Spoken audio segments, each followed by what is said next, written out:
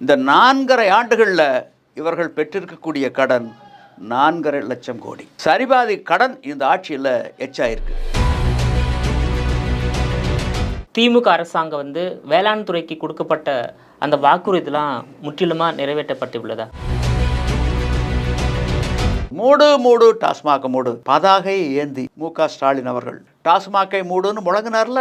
கவிஞர் கனிமொழி ஒரு படி மேலே போய் அந்த அம்மா என்ன பதிவு பண்ணாங்க? இந்தியாவிலேயே தமிழ்நாட்டில் தான் இளம் விதவைகள் அதிகம். இப்போ இந்த கல்லுக்கு எதிரான நிலைப்பாட்டில் புதிய தமிழகம் கட்சியின் தலைவர் கிருஷ்ணசாமி, விசிக தலைவர் தோல் திருமா, அதுபோல் சிபிஎம் மாநில செயலாளர் சண்முகம் எதிராக இருக்காங்களே, என்ன காரணம்? அவங்கெல்லாம் திராவிட முன்னேற்ற கழகத்திட்ட கையேந்திரவங்க. சீமான் மரமேறி கல்ல அதுக்கு பின்னாடி தான், அதுக்கு முன்னாடி எல்லாம் நாங்கள் 20 ஆண்டுகளாக போராடுறோம், எங்கள் மேலே அவர் எதிர்க்க தயாராக இல்லை. சீமான் களம் இறங்கின பின்னாடி தான் கம்யூனிசம்ங்கிறது இப்போ ஜால்ராவாக மாறிட்டுது. தந்தை பெரியார் ஒரு கல் ஆதரவாளர் நிரூபிக்க நாங்கள் தயார். வார்த்தைக்கு வர நீங்கள் தயாரா?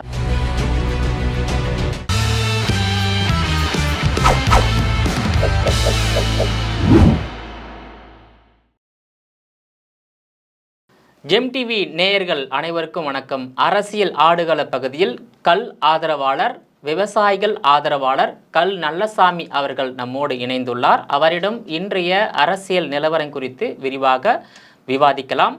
ஐயா வணக்கம். வணக்கம். உங்களுடைய உடல் நலம் எப்படி இருக்கின்றது? நன்றாக இருக்கின்றது. நல்லா ஹெல்த்தியாக இருக்கீங்களா? சரி சார், தமிழ்நாட்டில் தற்போது 4 ஆண்டுகளுக்கு மேலாக திராவிட மாடல் ஆட்சி நடைபெற்று வருகிறது. இந்த ஆட்சியில் விவசாயிகள், ஏழை எளிய மக்கள் எப்படி இருக்கிறாங்க? நீங்கள் ஒரு கல் ஆதரவாளர், விவசாயிகள் ஆதரவாளர். ஸோ அரசாங்கத்தினுடைய ஒவ்வொரு நகர்வையும் உன்னிப்பாக கவனித்து கருத்து சொல்லக்கூடிய ஒரு விவசாய தலைவர். ஸோ இந்த திமுக ஆட்சி பற்றி உங்களுடைய மதிப்பீடு? அதாவது நான் பொதுவாக ஒரு கருத்தை பதிவு பண்ணுறேன்.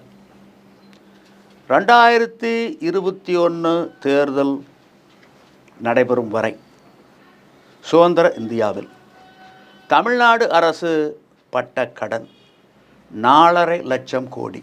4.5 லட்சம் கோடி. இந்த 4.5 ஆண்டுகளில் இவர்கள் பெற்றிருக்கக்கூடிய கடன் 4.5 லட்சம் கோடி. சரிபாதி கடன் இந்த ஆட்சியில் எச்சாயிருக்கு. இதுக்கு என்ன காரணம்? தேவையற்ற இலவசங்களை முன்னிறுத்தியது தான் காரணம். தொலைநோக்கு பார்வை இல்லை, அடுத்த தலைமுறையை முன்னிறுத்தவில்லை. கடந்த ஆண்டு 3 முறை மேட்டூர் அணை முழு கொள்ளளவை எட்டியது. இருந்தாலும் குறுவை சாகுபடி சாத்தியம் ஆகவில்லை. 63 டிஎம்சி தண்ணீர் கடலில் பயன்பாடு இல்லாமல் கலந்திருக்கின்றது. மேட்டூர் சரபங்கா உபரிநீர் திட்டத்தை நிறைவேற்றி இருந்தால், கிடப்பில் போட்டிருக்கும் காவிரி வைகை குண்டாறு இணைப்பை செயல்படுத்தி இருந்தால், அந்த பகுதியில் ஒரு 7-8 மாவட்டங்களில், இங்கே கீழ் பகுதியில் ஒரு 8-9 மாவட்டங்களில் நிலத்தடி நீர் செறிவூட்டப்பட்டிருக்கும்.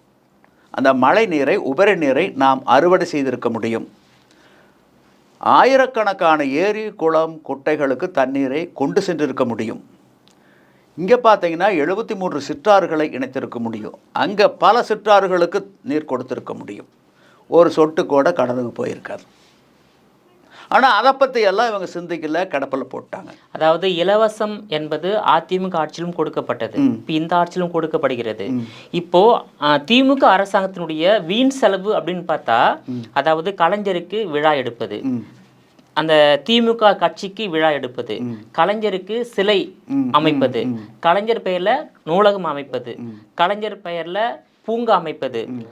இப்போ அதே போல் கலைஞருக்கு சென்னை மெரினா கடற்கரையில் மிகப்பெரிய ஒரு அருங்காட்சியகம் அமைத்திருக்காங்க. இப்போ பேனா நினைவு சின்னம் ஒன்று அமைக்க போகிறாங்க. அது இல்லாமல் ஈசிஆர் கடற்கரை சாலையில் கலைஞர் பன்னாட்டு அரங்கம் 520 கோடி செலவில். இந்த மாதிரி கலைஞருடைய புகழை பரப்புரை செய்வதற்காகவும் கட்சி நிகழ்ச்சி ஆடம்பரமாக நடத்துவதற்காகவும் இந்த வீண் செலவு செய்யப்படுகிறது. அதால் தான் கடன் சுமை அதிகரித்து விட்டதாக ஒரு தகவல் இருக்கின்றது. இருக்கு, நீங்கள் சொல்வதிலும் உண்மை இருக்கின்றது. இப்போ எந்த பெண்மணி நான் பேருந்தில் கட்டணம் செலுத்தாமல் பயணிக்க வேண்டும் என்று போராடினார்கள்? எந்த பெண்மணி உரிமை தொகை 1000 கொடுக்க வேண்டும் என கேட்டார்கள்? உபரியாக பணம் இருந்தால் நீங்கள் செலவு செய்யுங்க, வேண்டான்னு சொல்ல. இப்போ கடன்பட்டிருக்கு, கிட்டத்தட்ட 9 லட்சம் கோடி தமிழ்நாடு அரசு கடன்பட்டிருக்கு. வள்ளுவருக்கு செலவு வச்சிருக்கிற குமரியில் வள்ளுவர் கோட்டம், ஒவ்வொரு பேருந்துலேயும் வள்ளுவருடைய படம், குறள். வள்ளுவர் என்ன சொல்லியிருக்காரு? கடன் வாங்கி சரி சொன்னாரா? வேண்டாங்கிறாரு. குன்றேறி யானைப்போர் கண்டற்றால் தன் கைத்து ஒன்றுண்டாக செய்வான் வினை. ஒரு இடத்துல யானைப்போர் நடந்தா பக்கத்தில் ஒரு சிறு குன்று இருந்து அந்த குன்றின் மேல் ஏறி நின்னா அந்த யானை எல்லாம் எப்படி வருது? யானைகள் வீரர்கள் எப்படி வீழ்த்துது? அந்த வீரர்கள் எதிர்கொண்டு வேல் கொண்டு தாக்கி எப்படி யானை வீழ்த்துறாங்க? இதையெல்லாம் தெளிவாக பார்க்கணும்னா பக்கத்தில் ஒரு குன்று இருந்து குன்று மேலே ஏறி நின்று பார்த்தா தெளிவாக அந்த காட்சியை பார்க்க முடியும். அந்த மாதிரி உபரியாக பணம் இருந்து நிதி இருந்து எதை செஞ்சாலும் அது சிறப்பாக இருக்குது. இப்படி கடனை உடனே வாங்கி செஞ்சால் எது விளங்காதுன்னு வள்ளுவர் பதிவு பண்ணுறாரு. அப்புறம் வள்ளுவர் ஆட்சின்னு சொல்கிறாங்க. இதான் வள்ளுவர் ஆட்சி? ஒரு தொலைநோக்கு பார்வையே தொலைச்சிட்டாங்களே. இப்போ திமுக அரசாங்கம் வேளாண் துறைக்கு கொடுக்கப்பட்ட அந்த வாக்குறுதிலாம் முற்றிலுமாக நிறைவேற்றப்பட்டுள்ளதா? வேளாண் துறைக்கு கொடுத்த வாக்குறுதிகள் நிறைவேற்றப்படவில்லை. வேளாண் துறை மட்டுமல்ல, எந்த ஒரு துறைக்கு. இப்போ பார்த்தீங்கன்னா, இப்போது தூய்மை பணியாளர்கள் போராடிக்கிட்டு இருக்காங்க. ஆமாம். அவங்களுக்கு சில உறுதிமொழி கொடுத்தாங்க. நாங்கள் ஆட்சிக்கு வந்தால் பணி நிரந்தரம், தனியார் மயம் ஆக்க மாட்டோம்.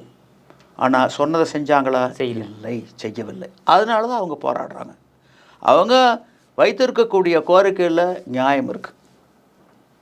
நீங்கள் சொன்னதை செய்வோம், செய்ததை சொல்வோம், இதுதான் எங்கள் தாரக மந்திரம்ங்கிறாங்களே, இதுதானா? கனவினும் இன்னாது மன்னோ வினைவேறு சொல்வேறு பட்டார் தொடர்பு. சொல்கிறதொன்று செய்யறதொன்று. இப்படிப்பட்டவர்களுடைய உறவு கனவில் கூட வரக்கூடாதுங்கிறார் வள்ளுவர். ஆனால் அப்படிப்பட்டவர்கள் ஆட்சியில் இருந்தால் அந்த நாடு எப்படி இருக்கும்? அப்புறம் இப்படித்தான் இருக்கும். இந்த ஆட்சியை தேர்ந்தெடுத்தது தமிழ்நாட்டு மக்கள் தானே சார்? தமிழ்நாட்டு மக்கள் தான் தேர்ந்தெடுத்துருக்குறாங்க. எதுக்காக? தேவையற்ற இலவசங்களை முன்னிறுத்தினதுனால. கோவன்னு ஒருத்தர் இருந்தார், என்ன குதிச்சார். மூடு மூடு டாஸ்மாக மூடு, மூடு மூடு டாஸ்மாக மூடு பதாகை ஏந்தி. இதே மு.க. ஸ்டாலின் அவர்கள் அப்போ எதிர்க்கட்சி தலைவர் என்ன சொன்னார்? டாஸ்மாகை மூடுன்னு முழங்கினார்ல. கவிஞர் கனிமொழி ஒரு படி மேலே போய் அந்த அம்மா என்ன பதிவு பண்ணாங்க? இந்தியாவிலேயே தமிழ்நாட்டில் தான் இளம் விதவைகள் அதிகம், இதற்கு காரணம் டாஸ்மாக் மதுக்கள். பதிவு பண்ணாங்களா இல்லையா? நீங்கள் ஆட்சிக்கு 4.5 ஆண்டுகள் ஆக போகுதே, என்ன ஆச்சு? உறுதிமொழி எங்கே போச்சு? ஆக கள்ளச்சாராய மரணமே 100 பேர். ஆமாம், அதாவது கள்ளச்சாராயம் பார்த்தீங்கன்னா, கள்ளச்சாராய சாவு ஏற்பட்டது பீகார் மாநிலம். அங்கே 9 ஆண்டுகளுக்கு முன்பு நிதிஷ்குமார் தலைமையிலான அரசு பூரண மது விலக்கை கொண்டு வந்தது. அங்கே சாராயத்துக்கு தடை, இறக்குமதி மதுக்களுக்கு தடை, இந்திய தயாரிப்பு அயல்நாட்டு மதுக்களுக்கு தடை, கள்ளுக்கு விலக்களிப்பு. அண்மையில் குற்ற ஆவண பதிவிடுகின்ற பொழுது பீகாரில் பூரண மது விலக்கு கொண்டு வரப்பட்ட பிறகு சாலை விபத்துக்களும் குற்றங்களும் வெகுவாக குறைந்து போய் உள்ளன. குடும்பங்களில் அமைதி நிலவுகின்றது. இது பெருமையாக இருக்கு இல்லையா? அங்கும் கள்ளச்சாராய சாவுகள் ஏற்பட்டன. அந்த அரசு நிவாரணம் கொடுக்க மறுத்துவிட்டது. நிவாரணம் கொடுத்தால் அது ஒரு தவறான முன் உதாரணம் ஆகிவிடும். கள்ளச்சாராய உற்பத்தி, விற்பனை, நுகர்வு, மரணங்களை இது ஊக்குவித்ததாக அமையும் என சொல்லி அரசு நிவாரணம் கொடுக்க மறுத்துவிட்டது. நீங்கள் சொன்னது போல தமிழ்நாட்டிலும் கள்ளச்சாராய சாவுகள். விழுப்புரம் மாவட்டம் விக்கிரவாண்டியில், கள்ளக்குறிச்சி போன்ற பகுதிகளில் ஏற்பட்ட போது 100 பேர் மரணம் அடைஞ்சிருக்கு. தமிழ்நாடு அரசு விரைந்து ஓடிப்போய் சாவு ஒன்றுக்கு தலா 10 லட்சம் ரூபாயை வாரி வாரி வாரி வாரி வாரி வாரி வள்ளல் போல் வழங்கி இருக்கின்றது. அங்கே பீகாரில் அந்த அரசு மதுவிலக்கை நோக்கி இருக்கின்றது, தமிழ்நாடு அரசு மதுவை நோக்கி இருக்கின்றது. இது தமிழ்நாட்டுக்கு வந்திருக்கக்கூடிய ஒரு தலைக்குனிவு. இது போக்கப்பட வேண்டும். இதற்காகத்தான் நாங்கள் என்ன பண்ண போகிறோம், வர டிசம்பர் மாதம் திருச்சியில் கள் விடுதலை மற்றும் மதுவிலக்கு மாநாட்டை நடத்தவிருக்கின்றோம். அந்த மாநாட்டுக்கு சிறப்பு அழைப்பாளராக பீகாரினுடைய முதலமைச்சர் நிதிஷ்குமார் அழைக்கப்படுவார். மற்ற தலைவர்களும் அழைக்கப்படுவார்கள். இந்த மாநாடு ஒரு திருப்பு முனையை ஏற்படுத்தும். ஒட்டுமொத்த தமிழ்நாட்டையே திரும்ப பார்க்க வைக்கும். வரும் 2026 தேர்தல் வெற்றி தோல்வியை நிர்ணயம் செய்யக்கூடிய சக்தி இந்த மாநாட்டுக்கு கட்டாயம் இருக்கும். இப்போ இந்த கல்லுக்கு எதிரான நிலைப்பாட்டில் புதிய தமிழன் கட்சியின் தலைவர் கிருஷ்ணசாமி, விசிக தலைவர் தோல் திருமா, அதுபோல் சிபிஎம் மாநில செயலாளர் சண்முகம் எதிராக இருக்காங்களே, என்ன காரணம்? என்ன காரணம்னா, அவங்கெல்லாம் திராவிட முன்னேற்ற கழகத்திட்ட கையேந்துறவங்க. கடந்த தேர்தலின் போது எவ்வளவு கையேந்தினாங்கன்னு தெரியும். சிபிஐ எவ்வளவு கையேந்தினாங்க, சிபிஐஎம் எவ்வளவு கையேந்தினாங்க. இதெல்லாம் வெளிப்படையாகவே திராவிட முன்னேற்ற கழகத்தினுடைய தலைமை அறிவிச்சது. 10 கோடி 15 கோடி ஒவ்வொரு கட்சிக்கு. இப்படி கையேந்தக்கூடியவங்க அந்த கையேந்தக்கூடிய தொகை கிடைக்கணும், மேலும் கூடுதலான தொகை கிடைக்கணுங்கிறதுக்காக அவர்கள்லாம் கூவுகின்றார்கள். கோழி கோவர மாதிரி கூவுகின்றார்கள். அதாவது இப்போது டாக்டர் கிருஷ்ணசாமி அவர் ஒரு மருத்துவர். அவர் என்ன பதிவிட்டார், கல்லை பொறுத்தளவில் கல் கொடிய விஷம்ங்கிறாரு. அதே நேரத்தில் அரசாங்கம் சந்தைப்படுத்துகின்ற டாஸ்மாக் மதுக்களெல்லாம் தேவாமிர்தங்களா? இதுக்கு என்ன பதில்? ரெண்டாவது, திருக்குறளை அந்த கல்லுண்ணாமைங்கிற அதிகாரத்தை எடுத்து வாசிக்கிறாரு. அவரை கேட்குறோம், ஐயன் வள்ளுவர் சொன்னார், கல்லுண்ணாமைன்னு சொல்லியிருக்காரு, இவங்க கல்லை இறக்குறாங்க, குடிக்கிறாங்க, இவங்க மேலே சட்டப்படி நடவடிக்கை எடுக்கணும் அப்படிங்கிறார். சீமான் மரமேறி கல் அதுக்கு முன்னாடி எல்லாம் நாங்கள் 20 ஆண்டுகளாக போராடுறோம், எங்கள் மேலே அவர் எதிர்க்க தயாராக இல்லை. சீமான் களம் இறங்கின பின்னாடி தான் அவங்க தங்களுடைய ஆயுதத்தை கையில் எடுக்கிறாங்க. நீங்கள் கல் இறக்குனீங்கன்னா அந்த களையை துடைக்கிறதுக்கு 500 அறிவாள்களோடு வருவேன்கிறார். இவர் என்ன கட்சி நடத்துகிறாரா, கசாப்பு கடை நடத்துகிறாரா? புரிதல் இல்லை. ஆக வன்முறைக்கு அவர் வித்திடுகின்றார். சரி, ஐயன் வள்ளுவர் கல்லுண்ணாமைன்னு சொன்னார். அதே ஐயன் வள்ளுவர் புலால் உண்ணாமைன்னு சொல்கிறாரு. ஐயன் வள்ளுவர் சொன்னார்னு சொல்லி தமிழ்நாட்டில் இருக்கக்கூடிய கசாப்பு கடைகளை மூட முடியுமா?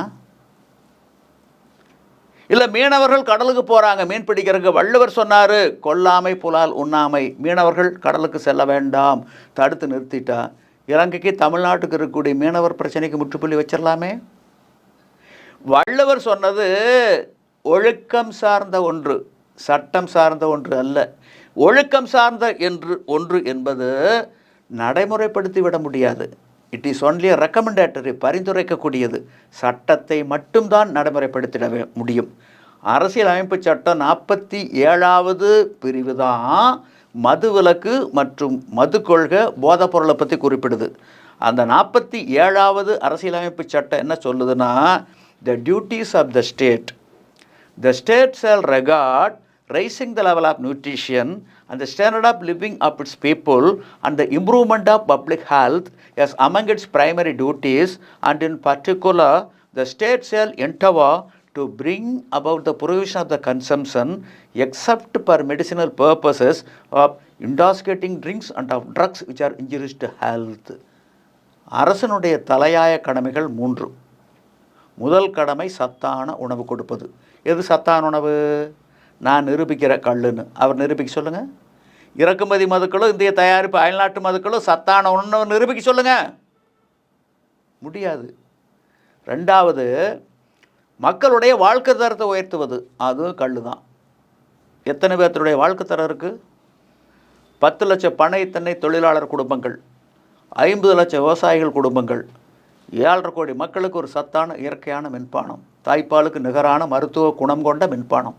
இப்போ தமிழ்நாட்டில் கல்லுக்கு எதிராக புதிய தமிழன் கட்சி தலைவர் கிருஷ்ணசாமி, அப்புறம் பார்த்தீங்கன்னாக்கா விசிக தலைவர் தொல் திருமாவளவன், சிபிஎம் மாநில செயலாளர் சண்முகம், இந்த 3 பேரை வந்து கல்லை வந்து எதிர்க்கிறார்கள். எதன் காரணமாக எதிர்க்கிறார்கள்?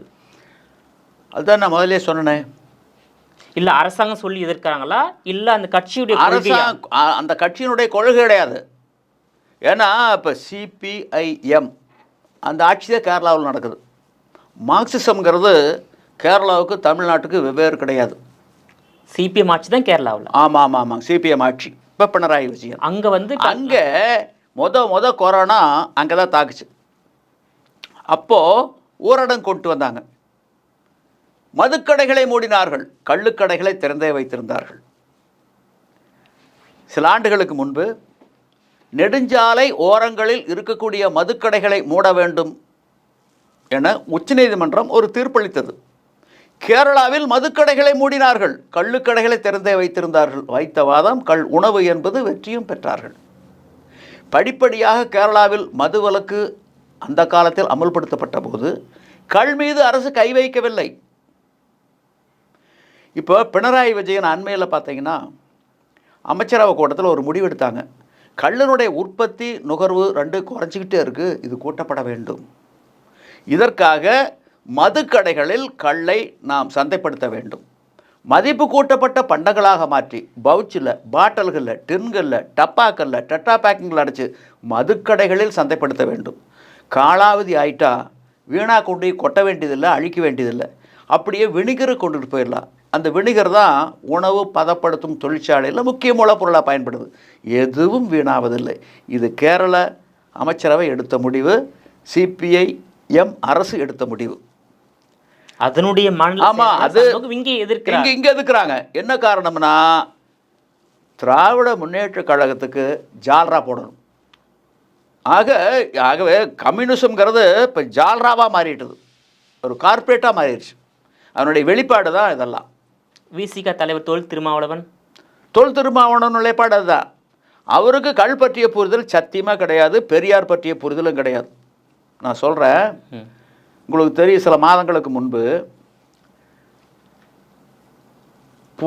மகளிர் மதுவிலக்கு மாநாடு நடத்தினார்ல. ஆமாம், மிகப்பெரிய அளவில் நடத்தினார். கள்ளக்குறிச்சியில் பெரிய கட் அவுட்டு யாருக்கு? தந்தை பெரியாருக்கு வச்சார். மேடையிலேயே அதுக்கு விளக்கம் கொடுத்தார். ஏன் தந்தை பெரியாருக்கு எவ்வளோ பெரிய கட் அவுட்டு வச்சுருக்கிறோம்னா, தந்தை பெரியார் ஒரு மது எதிர்ப்பாளர், கள் எதிர்ப்பாளர், ஆகவே கட் அவுட்டு வச்சுருக்கிறோம் அப்படின்னு விளக்கம் கொடுத்தார். அவரை கேட்குறோம், தந்தை பெரியார் ஒரு மது ஆதரவாளர், தந்தை பெரியார் ஒரு கள் ஆதரவாளர், நிரூபிக்க நாங்கள் தயார். வாதத்துக்கு வர நீங்கள் தயாரா? பெரியார் வந்து ஒரு காலகட்டத்தில் கல்லை எதிர்த்தார், ஒரு காலகட்டத்தில் ஆதரித்தார். அதானா நிலைப்பாடு? அதுதான். 22/1/1963 கும்பகோணத்தில் நடந்த மது வேண்டுவோர் மாநாட்டுக்கு தந்தை பெரியார் தலைமை தாங்கி தலைமையுரை ஆற்றுகின்ற பொழுது அவர் பதிவு செய்கின்றார், 1921 நான் காங்கிரஸ் கட்சியிலே இருந்தபோது காங்கிரஸ்காரர்களுடைய பேச்சை கேட்டு அநியாயமாக கள் இறக்கிய 500 தென்னை மரங்களை வெட்டி வீழ்த்தி விட்டேன். அது எவ்வளவு முட்டாள்தனம் என்பதை இன்று நான் உணர்கின்றேன். கள் ஒரு போதைப் பொருளோ மதுவோ அல்ல. இறக்கிய கல்லை மரத்தடியிலேயே குடிப்பதற்கு கொடுத்து விட்டால், விற்றுவிட்டால் எந்த பாதிப்பும் வராது. கள்ளுக்கு ஏலம் கடை என்று இருந்தால்தான் கலப்படம் போன்ற தவறுகளுக்கு வாய்ப்பு இருக்கும். கள் மீதான ஆளுமையை அரசு கைவிட வேண்டும். என்னுடைய தங்க கண்ணம்மானுடைய கணவர் மாப்பிள்ளை நாயக்கரு அதிசார வயிற்றுப்போக்கு நோயால் அவதிப்பட்டுக்கிட்டு இருந்தாரு. கள்ள குடிச்சா நல்லதுன்னு மருத்துவர் சொல்ல கேட்டு குடிச்சுக்கிட்டு இருந்தாரு. நோய் கட்டுக்குள்ள இருந்தது. நோயினுடைய அறிகுறி வெளியே தெரியல. இதுக்கிடையில் மதுவில கொண்டு வந்தாங்க. தெரியாதனமாக கல்லுக்கு தடை வச்சுட்டாங்க. கல் கிடைக்காம போச்சு. கொஞ்ச நாள் திருட்டு கல்லை குடிச்சிக்கிட்டு இருந்தாரு. அது கேவலம்னு சொல்லி கல் குடிக்கிறத நிறுத்திட்டாரு. நோய் முத்தி போய் 5 வருஷத்துக்கு முன்னாடி செத்து போயிட்டாரு. கல்லுக்கு தடை விதிக்காமல் இருந்திருந்தால் அவர் இன்னும் உயிரோடு இருந்திருப்பார். இதுக்கு என்ன சொல்கிறாரு திருமாவளவன்? வீரமணி என்ன சொல்கிறாரு? இல்லை வைகோ என்ன சொல்கிறாரு? இவர்கள் 3 பேரும் சட்டம் படித்தவர்கள் தானே, வழக்கறிஞர் பட்டம் பெற்றவர்கள் தானே. அவங்கள பார்த்து கேட்குற, 1000 உயில் எழுதலாம், எந்த உயில் செல்லும்? இறக்கறக்கு முன்னாடி கடைசியாக எழுதப்பட்ட உயில் தான் செல்லும். அந்த மாதிரி தந்தை பெரியார் 1921 சொன்னது செல்லுமா, 1963 சொன்னது செல்லுமா? இதுக்கு பதில் சொல்லுங்கள். இவங்க 3 பேர்த்தையும் பார்ப்போம். இவங்களுக்கு கள் பற்றிய புரிதல் இல்லை, தந்தை பெரியார் பற்றிய புரிதலும் இல்லை. அதனுடைய வெளிப்பாடு தான் இந்த பதிவு. தந்தை பெரியார் ஒரு கள் ஆதரவாளர் தானே. இப்போ தந்தை பெரியார் எப்படி சொத்தை சேர்த்தாரு? பொதுமக்கிட்ட எடைக்கு எடை வெங்காயத்திலிருந்து வாங்கித்தான் அவ்வளவு சொத்துக்களை சேர்த்தார். ஆனால் சிக்கனமாக இருந்தார். அந்த சொத்தை இப்போ அனுபவிக்கிறது யார்? திராவிடர் கழகத்தினுடைய தலைவராக இருக்கக்கூடிய கி வீரமணி அவர் தானே அனுபவிக்கிறாரு. நாங்கள் பல முறை அவர்கிட்ட அணுகணும், பல தபால் எழுதணும், எதுக்கு பதில் இல்லை. தந்தை பெரியார் ஒரு கள் ஆதரவாளர், நாங்கள் கள் விடுதலைக்காக போராடுறோம், எங்களோட இணைஞ்சு வந்து போராடுங்க, குரல் கொடுங்க. எங்களோட இணைஞ்சு போராட வேண்டாம் உடன்பாடு இல்லைன்னா. அதனால் நீங்கள் தனி மேடையில் இருந்தாவது கல்லுக்கு ஆதரவாக குரல் கொடுங்க. இதுவரையில் எந்த பதிலும் இல்லை. ஆக கி வீரமணி அவர்களை பொறுத்தளவில் பெரியார் விட்டு சென்ற கொள்கைகள் முக்கியம் அல்ல, அவருக்கு விட்டு சென்ற சொத்துக்கள் தான் முக்கியம். அதுதான் அவருடைய நிலைப்பாடு. அதாவது தமிழ்நாட்டில் 2 வித நிலைப்பாடு இருக்கின்றது. கல்லுக்கு ஆதரவான நிலைப்பாடும் இருக்கின்றது, எதிரான நிலைப்பாடும் இருக்கின்றது. நீங்க வந்து ஆதரவான நிலைப்பாடு. நாம் தமிழ் கட்சியினுடைய தலைமை ஒருங்கிணைப்பாளர் சீமானும் கல்லுக்கு ஆதரவு நிலைப்பாடு. இதுல கல்லுக்கு ஆதரவு வெற்றி பெறுமா, எதிர்ப்பு வெற்றி பெறுமா? அதாவது வெற்றி பெறுவது எதுவாக இருந்தாலும் நியாயம் எங்களிடம் உள்ளது. நியாயம் ஜெயிக்கலையே சார். நியாயம் கேட்கலன்னா கேட்கத்தான் செய்யும். அதாவது ஒரு காலகட்டத்தில் வென்றே தீரும். இன்னைக்கு வந்து தர்மத்தின் வாழ்வுதனை சூதுகவும் தர்மம் மறுபடியும் வெல்லும். நக்கீரன் சொன்ன, நீ ஆண்டவனாக இருக்கலாம், நான் உன்னை வழிபடக்கூடிய நபராக இருக்கலாம், என்னை எரித்தாலும் ஒழித்தாலும் சிதைத்தாலும் நெற்றிக்கண்ணை திறந்து காட்டினாலும் நீ செய்த குற்றம் குற்றமே. அந்த மாதிரி தான் நாங்கள் சொல்கிறோம். இல்லை உங்கள் கோரிக்கையில் நியாயம் இல்லைன்னு வர சொல்லுங்கள். 7.5 கோடி மக்களில் யார் வந்தாலும் எதிர்கொள்ள தயார். இதே சென்னையில் எங்கே வேணாலும் வச்சுக்கலாம், வர சொல்லுங்கள். மு.க. ஸ்டாலின் வர சொல்லுங்கள், வீரமணி வர சொல்லுங்கள், வைகோவை வர சொல்லுங்கள், திருமாவளவன் வர சொல்லுங்கள், கிருஷ்ணசாமி வர சொல்லுங்கள், எல்லாருமே சேர்ந்தே வர சொல்லுங்கள். அவங்க எல்லாம் ஒரு இடத்துல கோரிட்டு நாங்கள் ஒரு திருமட்டுக்கு வர்றோம், நடக்கட்டும் விவாதம். ஒலித்தக்கால நாம் ஒவ்வொரு எலிப்பெக நாகம் உயிர்ப்பக்கெடும். ஆயிரக்கணக்கான எலிகள் ஒன்றிணைஞ்சு வந்தாலும் நாக தலை தூக்குனா நாகத்தினுடைய காற்று பட்டா எலிகள்லாம் மடிஞ்சு போயிடும். அந்த மாதிரி எங்ககிட்ட நியாயம் இருக்குது. ஒட்டுமொத்த உலக கள்ள உணவுன்னு சொல்லுது. தமிழ்நாட்டிலையும் மட்டும் ஆட்சியாளர்களும் ஒரு சில அரசியல் கட்சி தலைவர்களும், நீங்கள் சொன்னீங்களே அந்த தலைவர்கள்லாம், இது உணவல்ல, இது மது, இது போதைப்பொருள் என குறுக்கு சால் ஓட்டுகின்றார்கள். இப்படி குறுக்கு சால் ஓட்டுவோனை உலக பேய்ப்பட்டியலில் வைக்கப்பட வேண்டும். 2026 கல்லுக்கு எதிராக உள்ள திமுக ஆட்சி கல்லுக்கு ஆதரவாக உள்ள அமைப்புகள் தோற்கடிக்குமா? தோற்கடிக்காதாங்கிறதெல்லாம் வேற. எங்ககிட்ட நியாயம் இருக்குது. இந்த நியாயத்தை நியாயம் என்பது 38 ஆண்டுகளாக ஜெயிக்க முடியல. 1/1/1987 தான் கல்லுக்கு தடை விதிக்கப்பட்டது. இப்போ 38 ஆண்டுகளாக உங்களால் ஜெயிக்க முடியலையே. ஜெயிக்க முடியல. ஆனால் யாரும் எங்ககிட்ட வந்து வாதிட்டு ஜெயிக்க முடியலையே. பாருங்க, எங்ககிட்ட வர சொல்லுங்க வாரத்துக்கு. இங்கே பாருங்க, நாங்கள் தலை நிமிர்ந்து போகிறோம், தமிழ்நாடு முழுது வளம் வந்துக்கிட்டு இருக்கிறோம், வர சொல்லுங்க. கலைஞர் கருணாநிதி அவர்கள் எங்களை பார்த்து ஓடியவர் தான், செல்வி ஜெயலலிதா அவர்கள் ஓடியவர் தான், இபிஎஸ் ஓபிஎஸ் வகைராக்களும் ஓடியவர்கள் தான், இப்போ இருக்கக்கூடிய ஸ்டாலினும் ஓடியவர்கள் தான், இருக்கக்கூடிய அரசியல் கட்சி தலைவர்களும் கல்லுக்கு எதிராக கருத்துக்களை கொண்டிருப்பவர்களும் எங்களை கண்டு ஓடியவர்கள் தான், எதிர்த்து நின்றவர்கள் இல்லை. வர சொல்லுங்க வாரத்துக்கு. இது ஜனநாயக நாடு, இவங்களுடைய வேட்டைக்காடு அல்ல.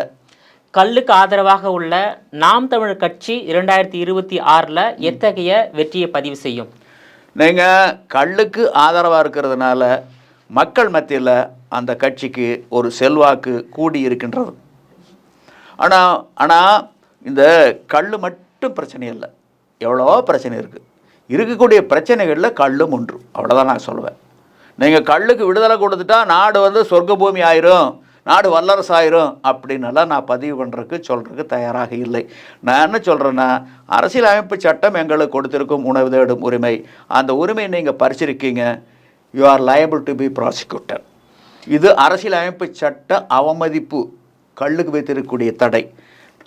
நீங்க ஒட்டுமொத்த ஆதரவாளர்களும் நாம் தமிழர் கட்சிக்கு ஆதரவு அளித்து சட்டமன்ற உறுப்பினராக வெற்றி பெற இல்ல அதாவது நான் தான் சொல்றேனே, கல்லு மட்டும் முக்கியமல்ல, நிறைய பிரச்சனைகள் இருக்கு. ஆக இந்த கள் அவருக்கு கூடுதலான வாக்குகளை பெற்றுத்தரும். கள் விடுதலை கோரிக்கை அவருக்கு கூடுதலான வாக்குகளை பெற்றுத்தரும். ஆனால் தமிழ்நாட்டினுடைய முதல்வராக ஆக்கும் அப்படின்னு நான் சொல்ல தயாரில்லை. ரெண்டாவது என்னென்னா, இப்போ நாங்கள் தமிழ்நாடு அரசுக்கிட்ட கல்லுக்கு அனுமதி கேட்கலையே, கள்ளுக்கடைகளை திறக்க சொல்லி கோரிக்கை வைக்கலையே. நாங்கள் புரிதலோடு இருக்கிறோம். அதனால தான் கல்லுக்கு அனுமதி கொடுக்க வேண்டும்னு கேட்க வேண்டிய அவசியம் இல்லை. 1950 ஜனவரி 26 அரசியலமைப்பு சட்டம் நடைமுறைக்கு வந்தது. அந்த சட்டம் கொடுத்திருக்கும் உணவு தேடும் உரிமைதான் கள் இறக்குவதும் பருகுவதும். தமிழ்நாடு அரசு கலப்படத்தை காரணம் காட்டி அந்த உரிமையை அநியாயமாக பறித்து கொண்டது. பக்கத்தில் பாண்டியில், கேரளாவில், தெலங்கானாவில், ஆந்திராவில், அண்டை மாநிலங்களில், உலக அளவில் எங்கும் கல்லுக்கு தடை கிடையாது.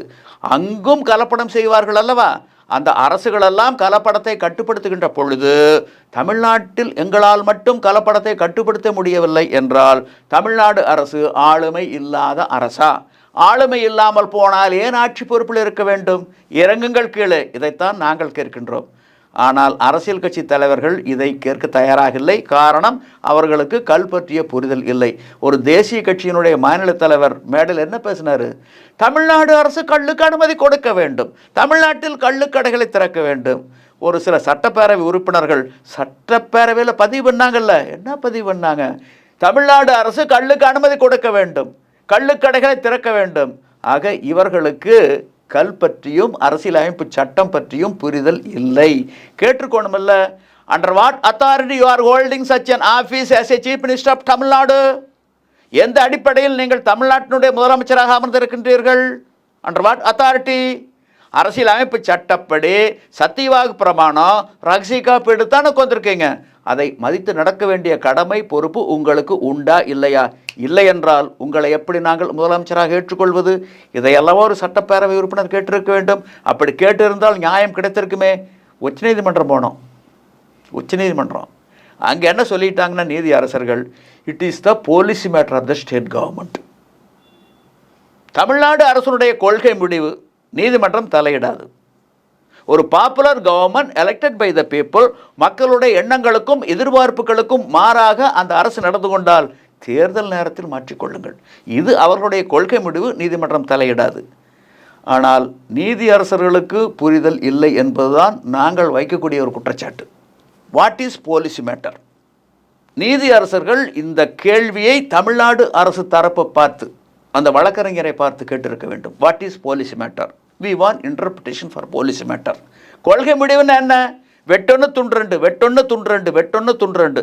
Consumption or prohibition, that is the policy matter of the government. Consumption வந்துட்டீங்க, நுகர்வுன்னு வந்துட்டீங்க. ஏன் கல்லுக்கு தடை? கல்லில் கலப்படம் பண்ணாங்க, கலப்படத்தை கட்டுப்படுத்த முடியல, ஆகவே தடை. It is not policy, it is the inefficiency of the government. ஒரு அரசனுடைய கையிலாகத்தான் எப்படி கொள்கை முடிவாக?